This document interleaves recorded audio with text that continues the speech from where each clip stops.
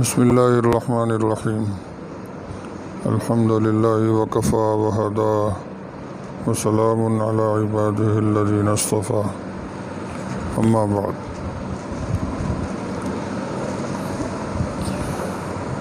آج ان آیتوں کی تلاوت پھر کر لیتے ہیں۔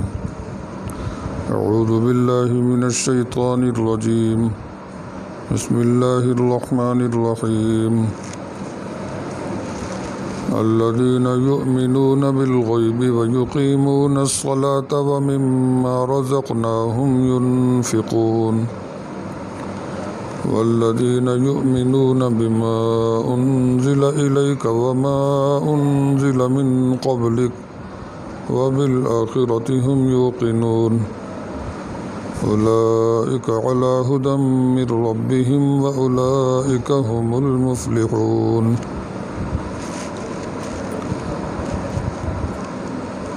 ان آیات کا ترجمہ، معنی، مفہوم سمجھنے کی ہم کئی دن سے کوشش کر رہے ہیں۔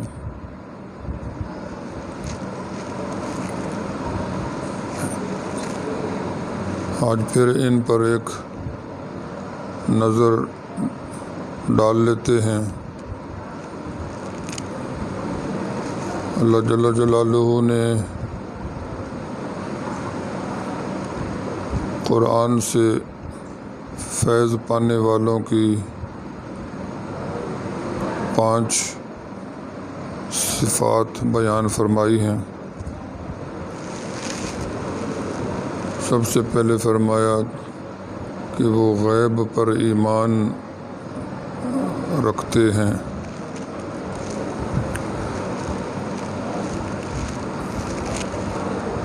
غیب کو سمجھنا، غیب کو سمجھنے کی صلاحیت اللہ تعالیٰ نے انسان کو عطا فرمائی ہے، اور پھر غیب پر ایمان لانے کا مکلف فرمایا ہے۔ اللہ تعالیٰ کسی کو اس کی طاقت سے زیادہ کام نہیں دیتے۔ لا یکلف اللہ نفسا الا وسعها، کسی بھی شخص کو اس کی طاقت سے بڑھ کر اللہ تکلیف نہیں دیتے۔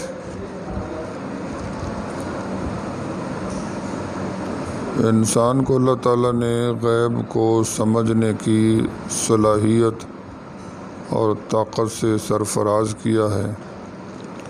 اب دیکھیں، انسان کے سامنے کوئی چیز آتی ہے، مثلاً کھانا آیا، روٹی آئی سامنے پکی ہوئی، تو انسان صرف یہ نہیں کہ صرف روٹی کو مانتا ہے، صرف روٹی کو سمجھتا ہے، بلکہ وہ یہ بھی ڈھونڈتا ہے، سوچتا ہے کہ یہ روٹی کے پیچھے کیا ہے، اس کا پس منظر کیا ہے، روٹی کیسے بنی۔ تو پھر اس کو سمجھ آتا ہے کہ روٹی آٹے سے بنی۔ پھر وہ سوچتا ہے کہ آٹے کے پیچھے کیا ہے، آٹا کیسے بنا، تو اس کو پتہ چلتا ہے، یاد آتا ہے کہ اس کے پیچھے گندم ہے۔ پھر وہ سوچتا ہے کہ گندم کیسے ملتی ہے اور کیسے بنتی ہے، تو پھر اس کو پتہ چلتا ہے کہ کسان یوں ہل چلاتا ہے اور بیج لگاتا ہے، پانی لگاتا ہے، تو پھر یوں گندم پیدا ہوتی۔ یعنی یہ تمام چیزیں یہ روٹی کا غیب ہیں۔ تو انسان کے علاوہ حیوان غیب کو سمجھنے کی صلاحیت نہیں رکھتا۔ مثلا بکری، گائے، بیل، بھینس، ان کے سامنے جب چارہ آتا ہے تو بس وہ چارے کو سمجھتے ہیں کہ یہ ہمارے کھانے کی چیز ہے۔ وہ اس کو نہیں سوچتے کہ یہ چارہ کیسے بنتا ہے، کیسے پیدا ہوتا ہے؟ یہی وجہ ہے کہ آج تک کسی بھی جانور نے کھیتی باڑی کی کوئی کوشش نہیں کی کہ ہل چلا لیں اور بیج ڈال لیں اور یوں چارہ اگا لیں، اس لیے کہ چارے گھاس کا جو غیب ہے، پس منظر ہے، وہ ان کی سمجھ سے باہر ہے، سمجھ سے بالا ہے، اس کو سمجھنے کی ان کو صلاحیت ملی ہوئی نہیں ہے۔ انسان چونکہ غیب کو سمجھنے کی صلاحیت رکھتا ہے، اس لیے غیب کو سوچتا ہے، پھر انسان کھیتی باڑی کرتا ہے۔ اسی طرح اور بھی چیز، لباس آتا ہے سامنے تو سوچتا ہے یہ کپڑا کہاں سے آیا، کپڑا جی دھاگے سے بنا، دھاگا کہاں سے آیا جی وہ کپاس سے آیا، کپاس کہاں سے آئی کہ جی وہ کھیتوں میں یوں ہل چلا کر، یوں بیج لگا کر، پانی لگا کر اسے پودے پیدا ہوئے، وہاں پھر کپاس پیدا ہوئی۔ تو وہ لباس کے غیب کو سوچتا ہے۔ اللہ تعالیٰ نے اس کو عقل دے کر غیب کو سمجھنے کی صلاحیت بخش دی۔ پھر یہاں تک تو پہنچ کر کہ وہ مٹی میں بیج ڈال کر اور پانی لگا کر گندم پیدا کی جا سکتی ہے، گندم پیدا ہو جاتی ہے، لیکن یہ کہ پھر وہ گندم پیدا کیسے ہو جاتی ہے؟ گندم بیج ڈالنے سے گندم کے پودے کیوں پیدا ہو جاتے ہیں؟ وہ اس لیے پیدا ہو جاتے ہیں کہ اس کے پیچھے اللہ کی قدرت کار فرما ہوتی ہے، یعنی اللہ رب العزت تمام غیبوں کے غیب ہیں، غیب الغیوب ہیں۔ تو اسی طرح ایک ایسی یہ ساری کائنات جس میں خود انسان ہے اور ساری مخلوقات ہیں اور زمین آسمان ہیں، سورج چاند ہیں، یہ سب تو نظر آ رہے ہیں، لیکن یہ سب کچھ کیوں ہیں، کیسے ہیں؟ یہ سب کچھ اللہ سے ہے، اللہ کے پیدا کرنے سے ہے، ان کے پیچھے اللہ ہیں، اللہ کی طاقت ہے، اللہ کی قدرت ہے۔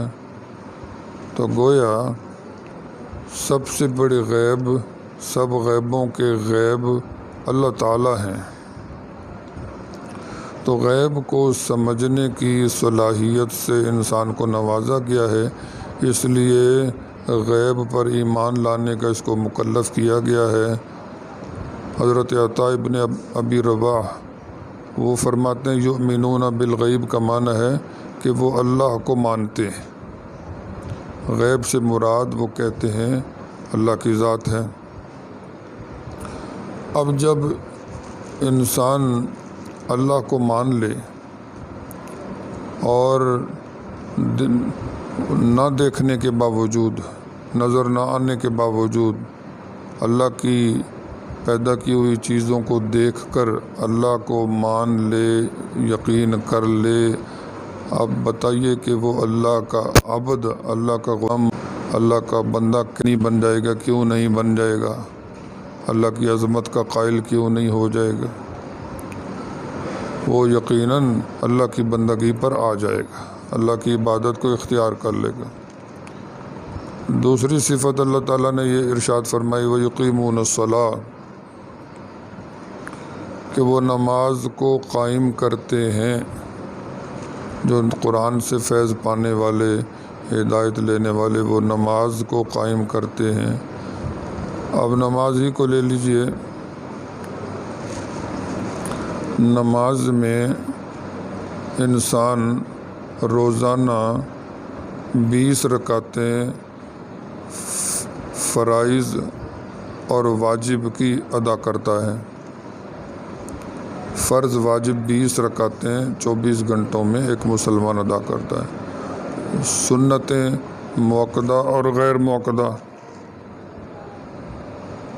یہ روزانہ 20 رکعتیں ایک مسلمان ادا کرتا ہے۔ اچھا، ہر رکعت میں ایک دفعہ رکوع بھی کرتا ہے اور 2 سجدے بھی ہوتے ہیں، اور رکوع میں بھی 3 دفعہ تسبیح ایک مسلمان پڑھتا ہے، سبحان ربی العظیم۔ ہر سجدے میں بھی 3 مرتبہ تسبیح، بعض زیادہ بھی پڑھ لیتے ہیں۔ تو چلو 3 دفعہ ہی لگا لیں، تو یہ ایک رکعت میں 9 مرتبہ تو تسبیح پڑھی، اور ہر تسبیح میں انسان نے یہ اقرار کیا کہ میرا کوئی رب ہے، سبحان ربی العظیم، میرا رب جو بڑی عظمت والا ہے، وہ پاک ہے، اس کا کوئی شریک نہیں، ہر عیب سے، ہر کمزوری سے، ہر شریک سے وہ پاک، اس جیسا کوئی نہیں۔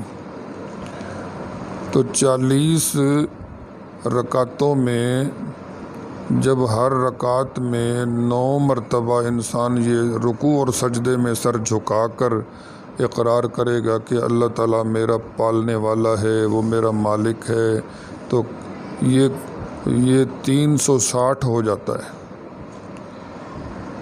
40 کو اگر 9 کے ساتھ ضرب دے لیں تو 360 مرتبہ تو کم از کم روزانہ ہر بندہ نماز میں یہ سبق یاد کرتا ہے کہ اللہ ہمارا رب ہے، اللہ ہمارا پالنے والا ہے، اللہ ہمارا مالک ہے۔ تو اتنا دہرائی کے بعد کیا وہ اللہ کی عبادت پہ آ نہیں جائے گا، اللہ کی بندگی کو اختیار کر نہیں لے گا؟ تو قرآن پاک سے جب انسان ہدایت لیتا ہے اور اس سے فیض حاصل کرتا ہے تو اس کا اللہ سے تعلق بنتا چلا جاتا ہے، اور وہ اللہ کی عبادت پہ آگے بڑھتا چلا جاتا ہے، اور انسان اللہ کی عبادت پہ آ جائے، یہی صراط مستقیم ہے۔ جیسے کہ پہلے عرض کیا جا چکا، اللہ جل جلالہ ہم سب پر رحمت فرمائے اور قرآن پاک کا فہم اور ہمیں ہدایت، بصیرت اور نیک توفیق عطا فرمائے۔ وآخر دعوانا الحمدللہ رب